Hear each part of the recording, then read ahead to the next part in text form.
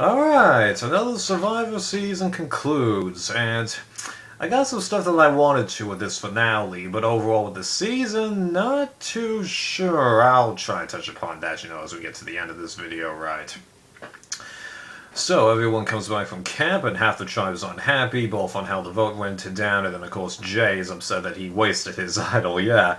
Can't play hitting the immunity idol effectively during this merge, can we? The only idol that was used effectively was David saving Jessica, even though one could argue that Adam actually did it correct, but whatever. Anyway. So then David comes up with the idea of, planting the fake idol and doing it in a pretty good way. But the thing was, he didn't have the instruction sheet in the fake idol, as far as I could tell, so... Yeah, didn't Jay realize that? That there were no instructions? There was always instructions, to my knowledge, even if they re-hide it. It's just that they don't show it as well, because, they can fold up those pieces of paper pretty thin, because you can easily take a regular binder piece of paper, and fold it down to the size of my wallet here. This is disproportionate because I'm holding it closer to the camera, but you know what I mean. Yeah. So that, challenge, I don't totally get why they made everyone's number combination the same. Now, that's traditionally what they do on this show, but, since there's 6 different combinations and there's 6 people, would it really have been so hard to just make it different? Really? It would have been, huh? It doesn't take that long to do 6 possibilities, especially since usually in these challenges the middle number is either the biggest or the smallest. Yeah. But Jay makes that blunder, and then everyone's able to catch up to him, and then David manages to pull out the immunity, which I thought was interesting.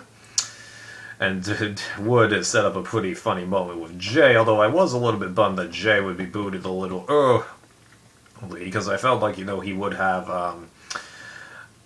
had a little bit more power and make it more interesting, if he hadn't played his idol or won that individual immunity. But then he ends up using the steal the reward advantage, which I completely forgot that Adam gave to him. Not that it mattered, because he correctly realized, he was a dead man walking and decided to talk to the actual people who probably would have a chance of winning, of keeping him around, using him as the shield. And it's a valid argument, but you gotta have people, to really be into that to determine how long do you want to keep the bad people around. That's what Jeremy struggled with in Cambodia, keeping Joe around, and then there was arguably keeping Steven around, yeah. But I didn't really feel like it would help him that much, and sure enough, at Tribal, he ended up getting booted. Yeah. That was kind of funny, though, how just she's like, ah. But it's nice that he took it, a good humor. It goes to show that even though things, kept switching back and forward, that, this cast does like each other, so that was nice. So now that finally Jay ended up getting booted, yeah, I'm real surprised at how long he managed to stay around, Everyone's trying to decide, what they're going to do within their own group there, it seemed. The immunity challenge, Ken taking it, well, I didn't really feel like he was in that much danger, and I kind of did want him to take it. I'm not too sure why. So, yeah. And then we get a pretty interesting bit where Adam is able to find another idol, and that's not them playing an idol, that shouldn't have been there. There were 2 opportunities for them to find this idol, so there's a little bit more justification compared to previous times where there's only ever been 1 chance to find it, so, okay. No one complaining about that. So then it keeps alternating between the 2 people that you think are at risk, because you think it's Brett and David, then you feel like it's Adam David, Brett and David again. It's just crazy what was going on there. And then Hannah's like, I might be able to make a move here. Well, it's true, but that's more of coincidentally what was happening in that little round of competition there, because we haven't been getting that much camera time from her about these kinds of moves because last episode I don't recall really hearing from her that much. She probably did get a confessional or two, but I don't remember them really. Which I think is a little bit unfortunate because she is basically the millennial equivalent of David, where she's kind of coming of age. And like when she was heading towards the voting booth at the Final Five, I was like, woo, she's walking pretty authoritatively there. Just, And even Jeff pointed it out at the Final Four that I remember when I was like, priceless, right?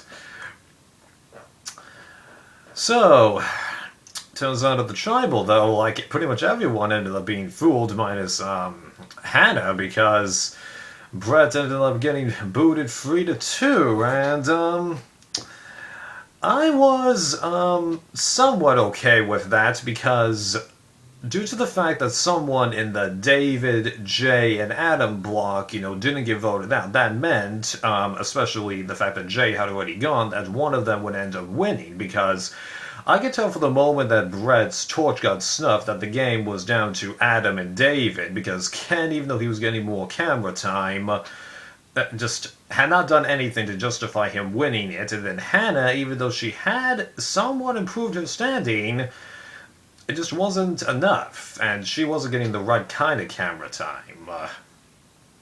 So it was, is David, going to surprise everyone and actually win the thing, or is Adam going to prove the winner's edit bit, even though I didn't totally believe that, but I don't know.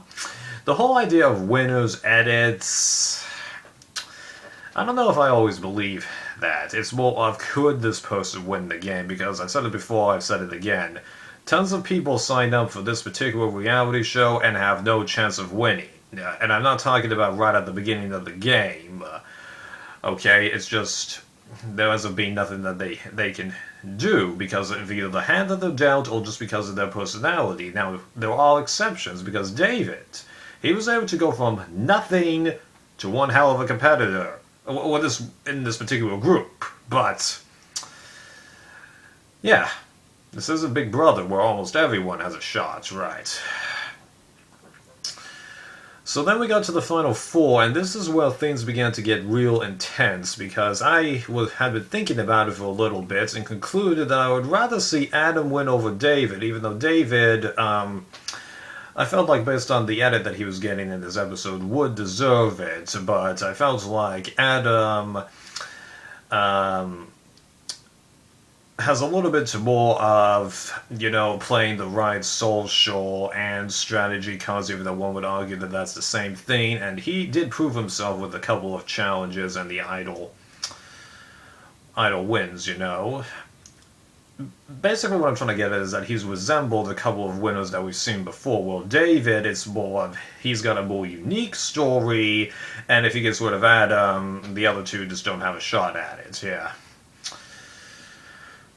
So it ends up being through a very interesting challenge with that showdown that Ken ends up taking that immunity, and like I totally expected Hannah to surprise everyone and end up taking an immunity, but nah, Ken ends up getting another one and ends up being the person with the most amount of immunities this season, so not bad, man, really. But then, to my surprise, it turns out that Hannah is actually still trying to get rid of David when she kind of stabbed Adam a little bit in the back in the Final Five. And, I was totally surprised by that because I was thinking that, Ken was insanely loyal to David and that Hannah would end up being the vote that's toughest to figure out. But turns out that ended up being Ken. And then Adam admits in his edit that even though he's trying to make fire, he really probably won't be able to beat David. And I began to think about it, and I go, I think he's right, but when is Ken gonna flip? I think you're doomed, man. And I wasn't entirely bothered by that, because David had done an interesting story and had been fitted into a good role with his edit this particular episode, to where you're like, yeah, he's definitely got a real good shot, but yeah, you take various preferences in this game and all that stuff. Sorry that I'm repeating myself, but In a little bit of a surprise break of character, Ken ends up deciding to vote out his ally, and well, I was sure that meant that Adam would win the game. I didn't totally like that because this means at one point in the game, Ken, stuck it to his closest friends. Now, okay, you can argue that there is perfect justification for both of them. Getting rid of an obvious threat and being very intimidated by a whole big group of other people. Because when he went against Jessica, there were 8 people, and there were 4 people telling him, vote her out. That was half the tribe. And because the rest of the votes weren't split evenly, but I just didn't like that. It just kind of felt like, someone arguing of, let's play this game in a nice way, and then you just do one simple thing, and then that kind of breaks it. It's kind of like how the Australian Outback alumni have been disappointing us over and over again. Yeah. Yeah, when I go back and watch that season, I'm going to have a tough time, I think, given how much those alumni have really downgraded themselves, both on the show again and outside of the show, right? But I was sad to see David go because, he had really put himself into something and ends up being another player who falls, just short at the end. And had he just gone through that vote, he probably would have won because the only other person that was a threat to him was the other person being considered to be voted out. So then we get to that final tribal, and like with last season, that was a nice tribal where people asked appropriate questions, people did try to do obvious answers, and even Hannah and Ken, I do think that they responded well, but due to Ken's invisibleness for like 5 straight episodes, give or take, and Hannah not getting the appropriate amount of airtime, I didn't feel like there was as much weight to it, especially Ken, because I could tell he was 3rd place with 0 votes easily. Right. And then Adam decided to divulge the information. Well, we have seen it before, like with Jeremy, but the thing was, Jeremy, without question, did not need that, alright? You could tell, based on how he was responding to questions and how everyone was talking to him at that final tribal, that he had that game locked. Now, Adam, you can argue that he didn't need it, but it clearly helped him more than Jeremy's bit. And that kind of got to me a little bit. And, I don't want to feel this way, okay? Because I understand what he's thinking of. I've become a lot more aware of my own mortality, and that my parents are going to die before me. Alright, they're both in their 50s now, or they will be by the end of the year. Next year, sorry, it's December, but... And that's a tough thing, especially since his mother died an hour after he got home, but... I really wish, that he hadn't done that. And I don't like feeling that way, I don't. But, there you go. Yeah. Well, none of that mattered, because he won anyway. Because, once he got 3-0, I knew he was going to win the game. Because if you go more than 2 votes ahead, it's over, right? And I was definitely glad that he had got it. And that was definitely an emotional story that he told at the reunion. But I do feel like it needed to be told, although, don't feel like that he's being cheap with saying that he's going to pledge $100,000 of his winnings to help the cancer research, because if I believe the rumors that I've heard about paying taxes on $1 million win, it's actually just over $500,000 that he's ultimately going to end up with. So he's not giving 10%, he's giving 20%. So that's not being cheap at all, and even then, $100,000 is actually what half of the other reality shows out there have as the grand prize, so... But it was also nice at that reunion to hear from other people. Jeff did a fairly decent job of trying to talk to more people. this time, engaging other people, getting some jokes. He didn't talk to everybody because, we didn't hear from, like, half the Gen X tribe, and we didn't hear about, that chick Mari, and, like, we didn't hear from, Chris on the jury at the reunion, I think, but still, he did a decent job. And then he reveals that the twist for next season is going to be we're doing another All-Star season. Now, I haven't looked at anything other than what he showed us at the reunion, okay? But I'm kind of shocked that he's doing another All-Star season because, we only just did an All-Star season, and aren't they planning to do another Fan vs. Favorite soon? Unless they'll decide to push that back from 36 to like 39 or 40, which I totally think it will be. Fans vs. Favorites on an All-Star season, yeah. I'll make another video where I discuss my feelings on the cats because I don't know some of them yet. Okay, so ultimate thoughts on this season. It was a nice season. Definitely a lot more fun to talk about than last season, and we didn't necessarily have to binge watch it, but I got one major issue here. They kept too many people. Now, this isn't a case of, having 20 people in the game, okay? That was the weakness at the start of the game where we couldn't really focus on people. But the problem was what happened later with them keeping too many people and then having 5 vote-offs on the last 5 days possible to vote people out.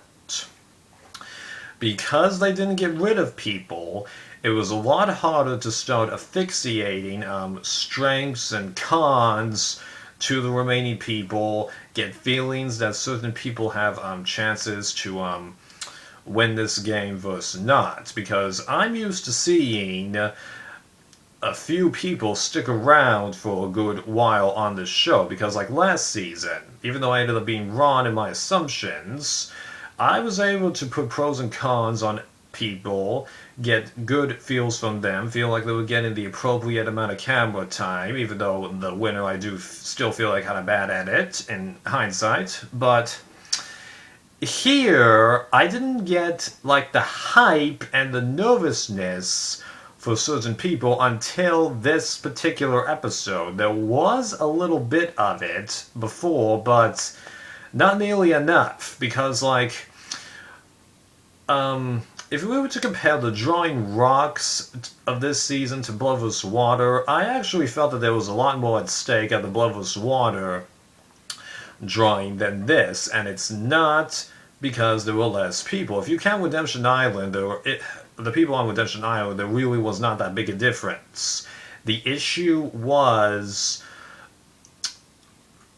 having more people and having to juggle around more people's confessionals in less commercial time.